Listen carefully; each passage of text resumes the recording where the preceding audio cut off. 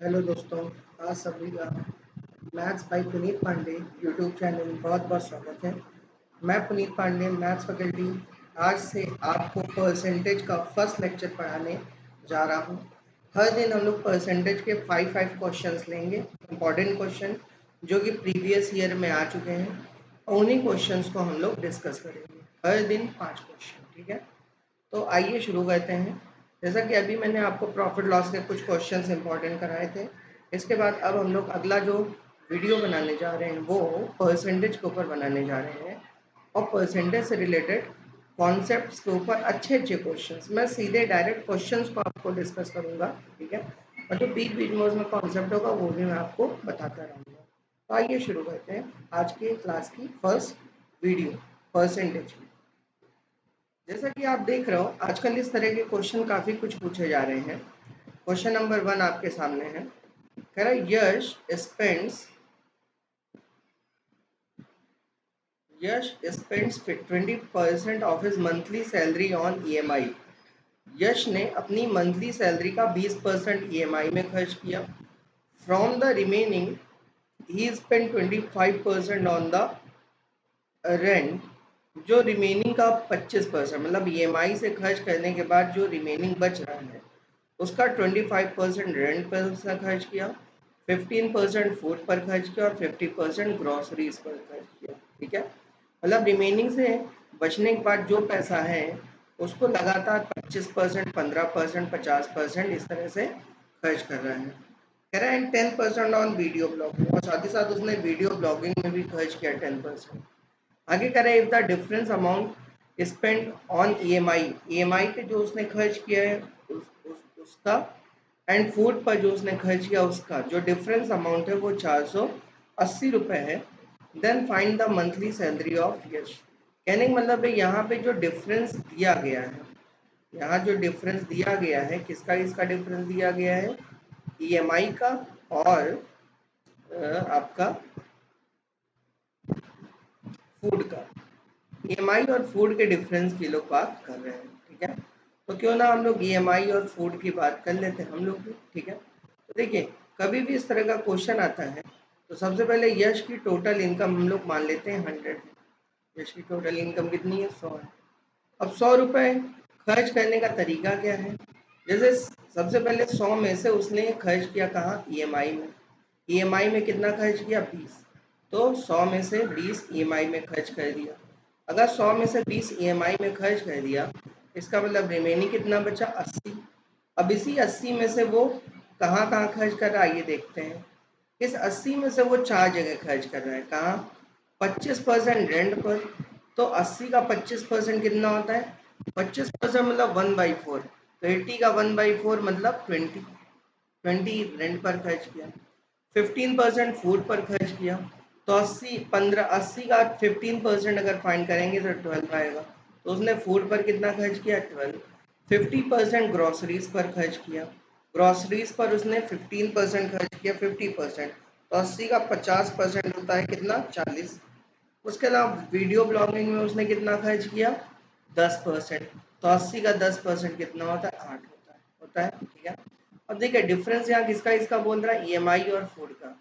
तो ईएमआई आप देख रहे हो यहाँ 20 है और फूड कितना है, 12 है। इसका मतलब 20 और 12 के डिफरेंस की बात करें बोले तो 8 की। तो 8 की वैल्यू हमें 480 रुपीज़ दी गई है। तो अगर 8 की वैल्यू 480 दी गई है तो 1 की वैल्यू आप फाइंड करोगे तो 60 आ जाएगा। और 1 की वैल्यू 60 आ जाएगी तो टोटल कितना है, 100 है। तो 100 की वैल्यू आ जाएगी आपकी 60 इंटू 100, दैट मीन्स 6000, ठीक है। आप देखिए इस तरह से यश की जो टोटल इनकम रही होगी वो 6000 रुपये रही होगी, जो कि हमारा डी ऑप्शन एकदम करेक्ट है, ठीक है। आइए सेकंड क्वेश्चन की तरफ हम लोग मूव करते हैं। देखिए सेकंड क्वेश्चन भी कुछ इसी तरीके का है। कह रहा Mohit spend 50% of his monthly income on household, ठीक है।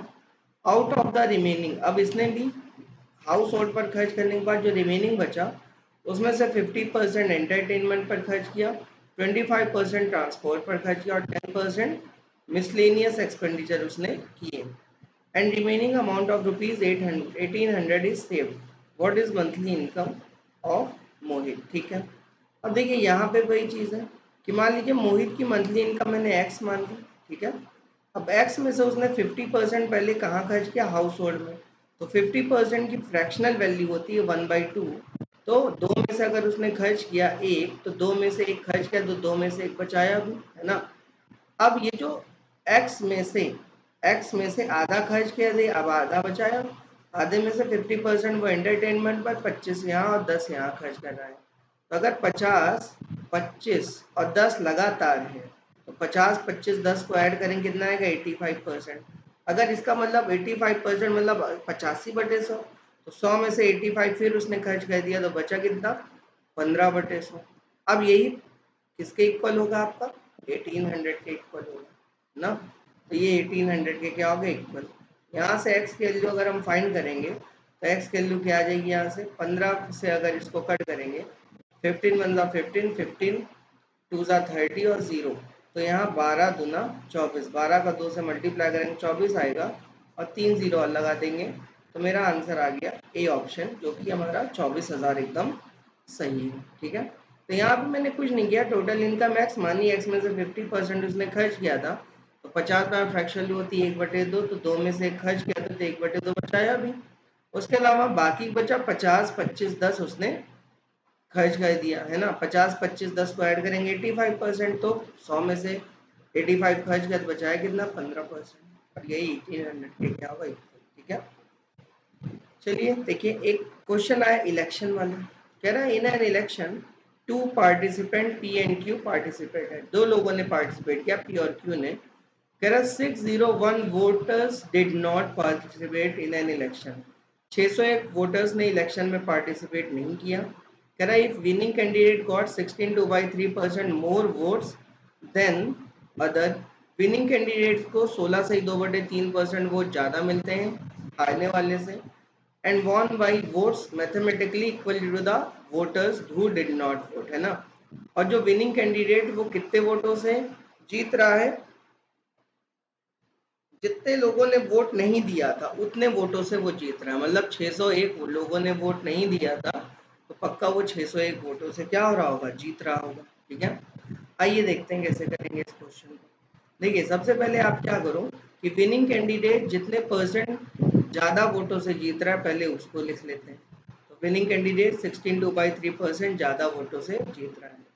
आपको पता होना चाहिए 16/3% की फ्रैक्शनल वैल्यू होती है 1/6, है ना। अब ज़्यादा की बात कर रहे हैं तो इसलिए ऊपर वाले को क्या साइन दे देंगे, प्लस। इसका मतलब कहीं ना कहीं लूजर को अगर 6 वोट मिले होंगे, तो विनर को कितने मिले होंगे, 7 वोट मिले होंगे, ठीक है। और हमें ये भी पता है क्वेश्चन में कि जो विनिंग कैंडिडेट है वो मैथमेटिकली कितने वोटों से जीत रहा है, जितने लोगों ने वोट नहीं किया। और कितने लोग ने वोट नहीं किया, 601। इसका मतलब लूजर को 6 वोट मिल रहा है, विनर को 7 वोट मिल रहा है, तो कहीं ना कहीं विनर को 1 वोट ज़्यादा मिल रहा है। तो यही जो 6 और 7 में 1 का डिफरेंस है, यही जितने लोग ने वोट नहीं दिया उसके क्या है, इक्वल। तो 1 बराबर 601। तो यहाँ टोटल वोट निकालने तो 7 6 13 बराबर, 13 बराबर कितना आ जाएगा, 13 एक कम 13 और 13 छंग 78, 7813 वोट आए। लेकिन 7813 में हम लोग 601 और भी जोड़ देंगे, क्योंकि जो 7813 आए हैं वो आए हैं वैलिड वोट। और वैलिड में से जो लोग वोट नहीं दिए होंगे वो भी, तो कहीं ना कहीं वोटर लिस्ट में तो उनका भी नाम होगा, उसको भी ऐड करेंगे तब जाके आंसर आएगा। तो आंसर हमारा क्या आ जाएगा, 8414, यही आपका आंसर है ना। तो इस क्वेश्चन का आंसर आ जाएगा 8414। 3 में से 1 ऐड करेंगे 4 आएगा, और इधर 1 आएगा, 8 6 14 4 हासिल 1 7 1 8, ठीक है।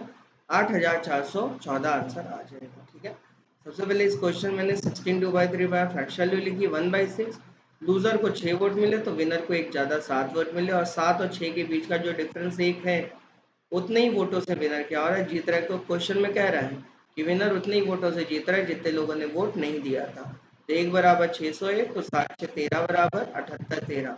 7813 में जितने लोगों ने वोट नहीं दिया तो वो भी जोड़ोगे, तब जाके टोटल वोट आपके सामने निकल के आएगा, ठीक है। चलिए नेक्स्ट क्वेश्चन देखते हैं। क्वेश्चन नंबर 4 कह रहा Dinesh has some money left after spending 40%, 20%, 25% of salary on rent, electricity and shopping, ठीक है। मतलब विनय ने, दिनेश ने, सॉरी, दिनेश ने पहले 40, 20 और 25% अपनी मंथली सैलरी का रेंट, इलेक्ट्रिसिटी, शॉपिंग पर खर्च कर दिया। अब इसके बाद जो रिमेनिंग मनी बची, जो उसके पास रिमेनिंग मनी बची दिनेश के पास, इंक्रीजेस बाई 1/5। अगर उसको 1/5 वो बढ़ गई, कब बढ़ गई? जबकि उसके दोस्त ने उसको 2700 रुपए क्या किए? दिए। ठीक है, कह रहा what was the monthly salary of the Dinesh. ठीक है, कोई दिक्कत नहीं है। अब देखिए, मान लीजिए दिनेश की टोटल सैलरी मैंने एक्स मान ली। अब एक्स में से अगर मैं देखूं, उसने 40 यहाँ खर्च किया, यहाँ 20 और यहाँ 25। तो 40, 20, 25 को जोड़े, 40, 20, 60, 60, 25, 85। तो अगर विनय ने अपनी सैलरी का एक्स में से 85% खर्च कर दिया, तो पक्का विनय ने अपनी सैलरी का 15% बचाया। अभी जो एक्स का 15% है, इस सैलरी, ये जो बची हुई सैलरी है, इस बची हुई सैलरी में उसके फ्रेंड ने उसको 2700 रुपये और दे दिए। तो जब उसके फ्रेंड ने उसको 2700 रुपये और दे दिए, तो विनय की सैलरी कितनी हो गई? इंक्रीज कर गई 1/5। इसका मतलब पहले विनय की सैलरी जो बची थी, एक्स का 15% बची थी, है ना? तो एक्स का 15% 1/5 इंक्रीज कर गई। इसका मतलब 5 में 1 बढ़ के कितनी हो गई? 6/5 हो जाएगी। यस, ठीक है। क्वेश्चन में यही कह रहा है कि विनय की सैलरी मान लीजिए एक्स है, तो एक्स में से वो देखिए 40, 20, 25 मतलब 85% खर्च किया, तो बचाया कितना? 15%। अब विनय ने अपनी सैलरी का जो बचाया, जब उसके फ्रेंड ने उसको 2700 रुपये और दे दिए, मतलब इस बचे हुए अमाउंट में उसने 2700 रुपये वो और पा गया, तो विनय की सैलरी जो बची हुई थी वो अब 1/5 क्या हो गई? बढ़ गई। 1/5 बढ़ने का मतलब 5 में 1 बढ़ गई, मतलब कितनी? 6/5। इसको सॉल्व करेंगे तो 5 तिया 15, तो यहाँ 6 तिया 18x/100 आएगा, और ये 15x/100 है। तो 18x में से 15x जाएगा, तो कहीं ना कहीं 3x/100 आएगा, 15x/100 इधर आ जाएगा, इज इक्वल टू कितना? 2700। और इसको सॉल्व करेंगे तो 3 ना 27, 900। तो आंसर क्या आ गया? x बराबर 900 को 100 से मल्टीप्लाई कराएंगे तो 90,000 आ जाएगा। तो कहीं ना कहीं विनय की सैलरी कितनी रही होगी? 90,000। ठीक है, चलिए नेक्स्ट क्वेश्चन देखते हैं। नेक्स्ट क्वेश्चन में देखिए क्या कह रहा है। क्वेश्चन नंबर 5 कह रहा Veenu spend 20% of her monthly salary on house rent. Veenu ने अपनी टोटल सैलरी का 20% हाउस रेंट पे खर्च किया। From the remaining she spend ₹6,000 on travel fair. जो बची हुई सैलरी था उसने उसमें बची हुई सैलरी का 6,000 ट्रेवल में खर्च किया। कह रहा आउट ऑफ द रिमेनिंग, अब ये जो बची हुई है, she invested the amount in mutual fund and saving in the ratio 5:4। मतलब अब जो बची हुई सैलरी, उसका रिमेनिंग अमाउंट, मतलब बची हुई सैलरी जो है उसमें से उसने म्यूचुअल फंड और सेविंग में किस रेशियो में इन्वेस्ट किया? 5:4 में इन्वेस्ट किया ना। कह रहा है if the amount spend on house rent is 4,000 less than the amount invested in mutual fund. ठीक है, तो उसमें ये कह रहा है कि amount invested on house rent, मतलब जो उसने हाउस रेंट में खर्च किया है वो 4,000 रुपये कम है। किससे? म्यूचुअल फंड से। तो इसका मतलब मैं, चलो देख लेता हूँ, क्या हाउस रेंट में कितना खर्च किया ये निकाल लेता हूँ, और म्यूचुअल फंड में कितना खर्च किया ये निकाल लेता हूँ, फिर दोनों का डिफरेंस जो होगा वो 4,000 के क्या होगा? बराबर। तो चलिए पहले हाउस रेंट का देखते हैं। हाउस रेंट का, हाउस रेंट में अगर देखें तो विनय की सैलरी मान लीजिए एक्स थी। ठीक है, तो एक्स में से उसने भी कितना खर्च किया हाउस रेंट में? 20%। तो एक्स का 20% कितना होता है? x/5। इसका मतलब विनय ने हाउस रेंट में कितना खर्च किया? x/5। अब चलिए म्यूचुअल फंड का देख लेते हैं कि आखिर म्यूचुअल फंड में उसने कितना पैसा लगाया है। तो विनय की सैलरी एक्स थी, एक्स में से उसने 20% हाउस रेंट में खर्च कर दिया, तो बचाया कितना? 4/5, है ना। अब जो बची हुई सैलरी थी उसमें से 6,000 उसमें कहाँ खर्च किया? ट्रेवल में, लिखा हुआ है ना। अगर बची हुई सैलरी का 6,000 ट्रेवल में खर्च किया, इसका मतलब बची हुई सैलरी में 6,000 और माइनस कर दो, है ना। तो सबसे पहले उसकी सैलरी एक्स थी, एक्स में से हाउस रेंट पे 1/5 खर्च कर दिया, तो 5 में से खर्च किया था, बचा 4/5। अब ये जो बचा इसमें से 6,000 और खर्च कर दिया ट्रेवल में। अब कह रहा है अब ये जो बचा हुआ अमाउंट है, ये जो बचा हुआ अमाउंट है, इसमें से म्यूचुअल फंड में 5 रेशियो में डाला है और सेविंग 4 रेशियो में किया है। तो अगर मैं म्यूचुअल, क्योंकि मुझे म्यूचुअल फंड निकालना है, तो रेशियो का आपको पता है अलग अलग करने का क्या तरीका होता है। म्यूचुअल फंड का रेशियो 5 है, डिवाइडेड बाई कितना? 9। ठीक है, अब देखिए ये जो आया है ये x/5 ये हाउस रेंट का है, ये जो है ये किसका है, म्यूचुअल फंड का है। और इन दोनों का जो डिफरेंस होगा, जो इन दोनों का डिफरेंस होगा वही 4000 के क्या होगा, इक्वल। ठीक है, तो ये इन दोनों का डिफरेंस देख लेते हैं। तो अगर इसको मैं पहले म्यूचुअल फंड वाले को आगे लिखूँ, क्योंकि म्यूचुअल फंड वाला हमारा ज़्यादा अमाउंट है ना। तो अगर इसको आगे लिखूंगा तो 5/9 को इधर अंदर मल्टीप्लाई कराऊंगा, इस 5/9 को ब्रैकेट में मल्टीप्लाई कराऊंगा, तो कहीं ना कहीं x इंटू 4/9 आ जाएगा, है ना। और माइनस कितना आ जाएगा, 6×5 = 30,000 डिवाइडेड बाई 9 आ जाएगा, है ना। और माइनस x/5 कर देंगे, क्योंकि म्यूचुअल फंड और हाउस रेंट का जो डिफरेंस है वही 4000 के क्या है, इक्वल है ना। ठीक है, अब अगर इसको सॉल्व करेंगे x वाली वैल्यूज को, तो 4x/9 तो ये है ही, माइनस x/5 है ही है ना। और यहाँ 4000 तो है ही, और ये माइनस का उधर जाके प्लस होगा, 3 से काटेंगे तो कहीं ना कहीं 10,000 डिवाइडेड बाई कितना आ जाएगा, 3 आ जाएगा, है ना। और यहाँ एलसीएम अगर लेंगे तो 45 आएगा, और 45 को 9 से डिवाइड करेंगे 5 आएगा, 5 चौक 20, 20x, 45/5 करेंगे 9 आएगा, ये 9x आया। इज इक्वल टू 4×3 = 12, 12 में 10,000 जोड़ेंगे कितना आएगा, 22,000 आएगा। 22,000 डिवाइडेड बाई 3, तो कहीं ना कहीं 20 में से 9 जाएगा तो 11x/45 आएगा, और इज इक्वल टू कितना हो जाएगा, 22,000/3। अगर 11 से इसको कट करेंगे तो 2000 इधर आएगा, है ना। इसको कट करेंगे तो कितना आएगा, 15 आएगा। तो एक्स की वैल्यू कितनी आ गई, 15 दूना 30, 30,000 आ गई। तो कहीं ना कहीं जो बीनू की सैलरी रही होगी वो कितनी रही होगी, 30,000 रही होगी। बस मैं आपको कहना कुछ नहीं था, हाउस रेंट का खर्च निकालना था, म्यूचुअल फंड का निकालना था। म्यूचुअल फंड में से हाउस रेंट माइनस कर दो, 4000 की क्या होगा, इक्वल, वहां से एक्स की वैल्यू आ जाएगी। ठीक है, तो आज के लिए 5 ही क्वेश्चन, हर दिन मैं 5 क्वेश्चन ही कराऊंगा आपको। ठीक है, तो आप ये वीडियो अगर आपको पसंद आ रही हो तो ये वीडियो आप लोग ज़्यादा से ज़्यादा देखिए, ज़्यादा से ज़्यादा शेयर करिए, लोगों तक पहुँचाइए, और साथ ही साथ अपना ख्याल रखिए और पढ़ाई पे ध्यान दीजिए। ठीक है, तो आज के लिए इतना ही रखते हैं। Thank you for watching this video. Thank you so much.